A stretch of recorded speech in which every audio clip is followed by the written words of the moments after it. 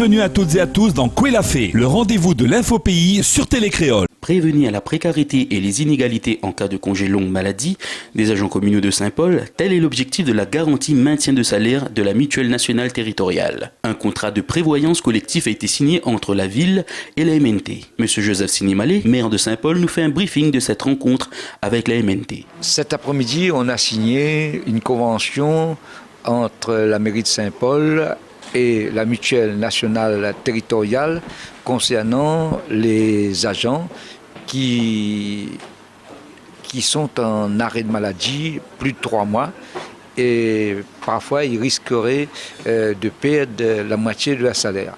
Aujourd'hui, cette convention va nous permettre de rétablir la situation dans une période de crise, que le maintien de leur salaire sera maintenu même pendant l'arrêt de maladie, et ce qui est très important pour nos agents communaux.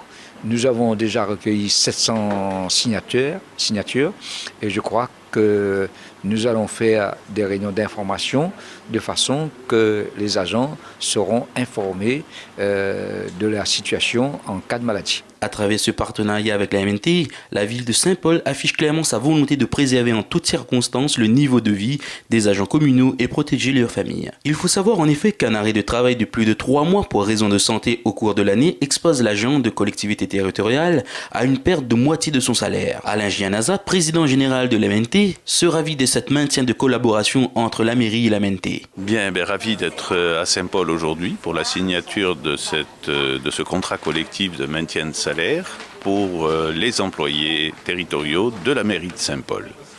En effet, les agents territoriaux ne sont pas si bien couverts que ce que l'on pourrait croire.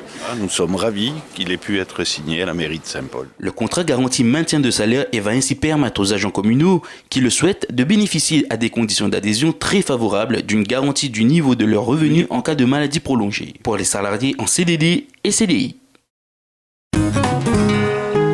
Le programme Transeco Express engagé par la région en partenariat avec les autorités organisatrices de transport met en œuvre depuis 2010 les moyens pour créer un réseau de transport en commun performant. La région développe des infrastructures pour faciliter les déplacements en transport collectif, voies réservées, stations, pôles d'échange, abris voyageurs. Il s'agit d'améliorer les liaisons urbaines et interurbaines en diminuant les points sensibles de circulation situés principalement aux entrées des grandes zones agglomérées. Fabienne Coipel-Sorette, 12e vice-présidente, nous explique cela. L'objectif du programme, c'est de fluidifier la circulation et de permettre aux bus de mieux circuler.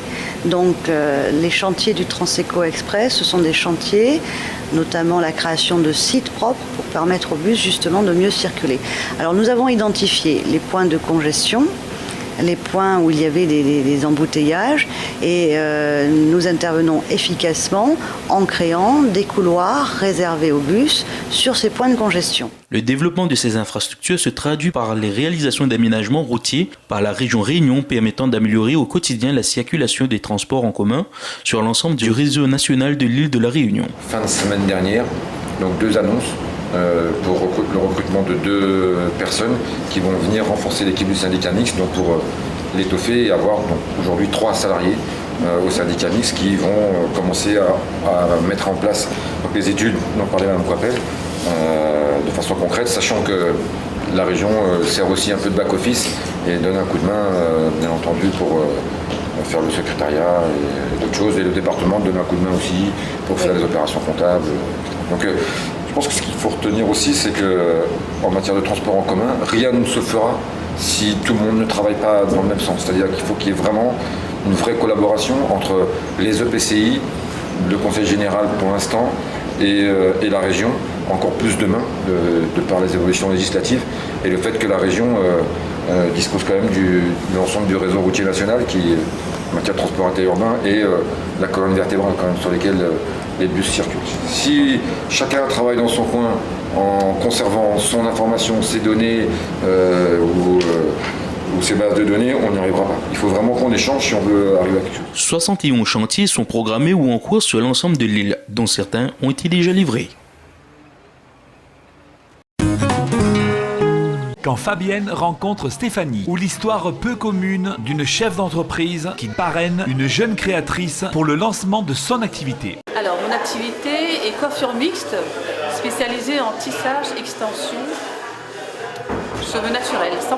Alors, j'ai créé mon activité il y a 1 an et 3 mois. En fait, c'est mon 2e salon de coiffure, donc j'ai déjà une expérience dans le domaine.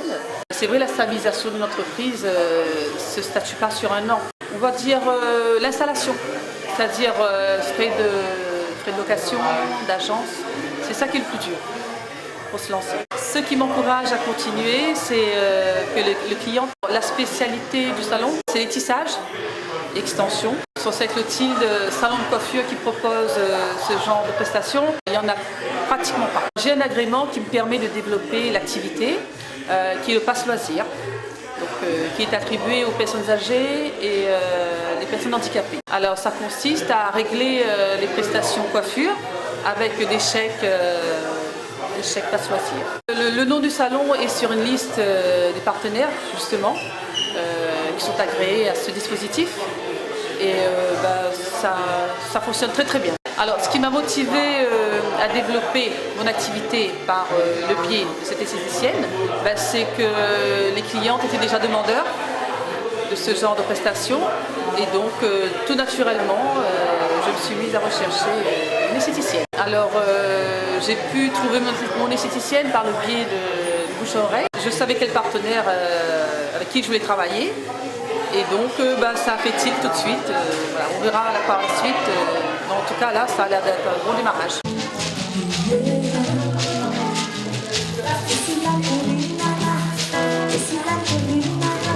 Voilà, donc en fait, j'ai commencé en tant qu'apprenti dans un institut. Après, au fur et à mesure des années, j'ai commencé à travailler en spa et puis après en centre d'amincissement. Et par la suite, j'ai décidé d'ouvrir mon propre institut. 6 ans d'expérience. En amincissement, en esthétique, en conseil-vente. Je me suis tournée vers la Chambre des métiers pour pouvoir avoir les subventions. Ça s'est fait sur le montage de dossiers, donc un conseiller m'a prise en charge et je suis passée devant une commission. Mais après, tout dépend de ce que vous recherchez au niveau matériel. Mais c'est vrai que ça demande un petit budget quand même, minimum 5 000 €. Tout dépend en fait de ce que vous recherchez et comment vous voyez votre activité. C'est vrai que j'ai travaillé pour plusieurs patrons. J'ai donné de ma personne et c'est vrai que là j'ai voulu de moi-même être patronne, faire mon propre institut de beauté. Je suis suivie par un conseiller de la Chambre des métiers. Donc lui, au fur et à mesure des semaines à venir, il va m'aider dans ma comptabilité pour commencer, pour me montrer comment ça se passe et après moi par la suite, soit je décide de prendre un comptable ou soit de moi-même je décide de faire ma comptabilité. On s'est rencontrés. Et on a fait, est-ce qu'elle recherchait une personne, une esthéticienne pour pouvoir travailler en partenariat avec elle. Donc on s'est rencontrés, le courant a très bien passé. Du fil en aiguille, on a réussi à se trouver des bons points et à vouloir travailler ensemble.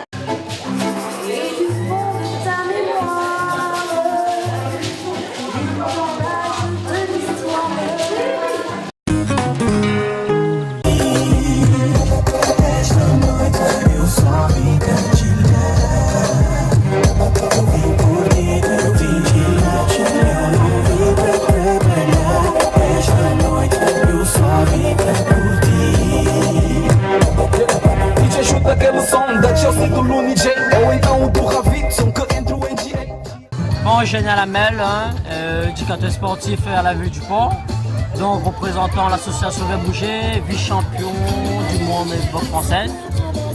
Donc je suis vice-président. Sophie, esthéticienne, animatrice au sein de l'association et membre de l'association Bien Bouger.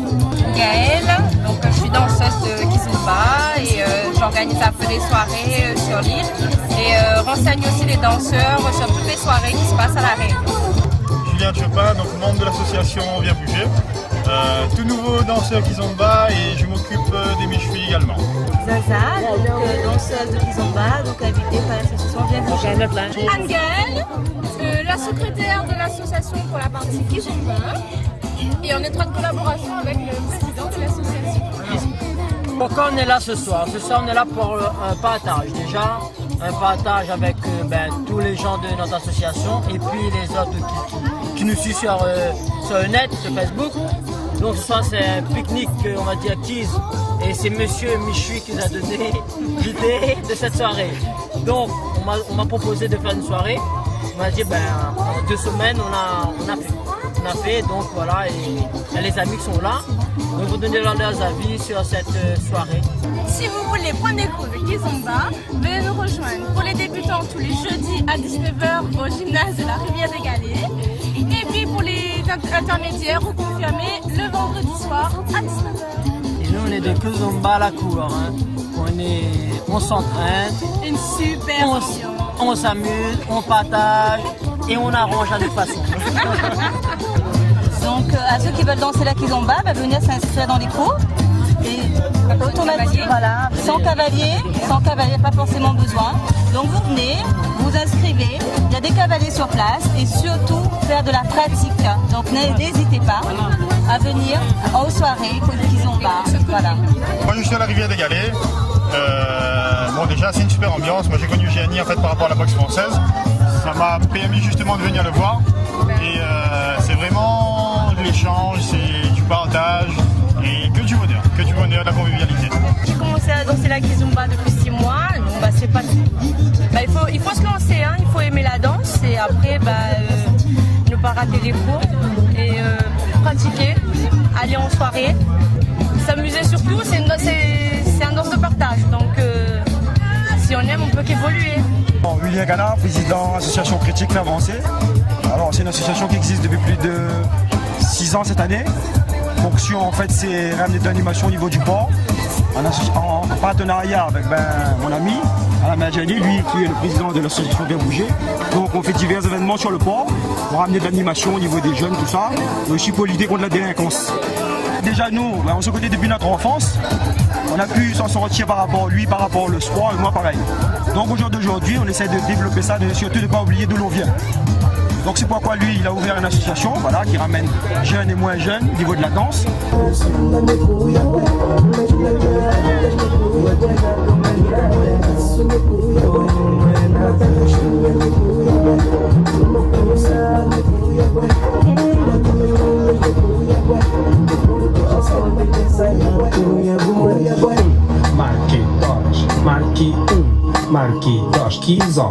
Bon, le mot de la fin, on va dire, on se donne rendez-vous le 9 mai au Moulin de Tango. On a une grande soirée organisée avec l'association Bien Bouger. Donc on aura de la kizomba, on aura du Sega, on aura tout. Donc et puis si vous voulez nous rejoindre chez Bien Bouger, le site Facebook Bien Bouger, numéro de téléphone 06 92 06 36 57. Et vous êtes bienvenus chez nous et Bien Bouger, bouge partout. Suite aux divers rassemblements et manifestations d'hier concernant le risque requin, une délégation a pu obtenir un rendez-vous avec la ministre de l'Outre-mer, Georges Paul-Langevin, à l'issue de la rencontre avec le préfet. Georges Paul-Langevin sera en visite dans notre île la semaine prochaine. D'ailleurs, rappelons que le président de la Fédération française de surf, Jean-Luc Arasus, en visite à La Réunion pendant 2 jours, a réclamé mardi la mise en œuvre rapide de dispositifs de sécurisation pour lutter contre les attaques de requins.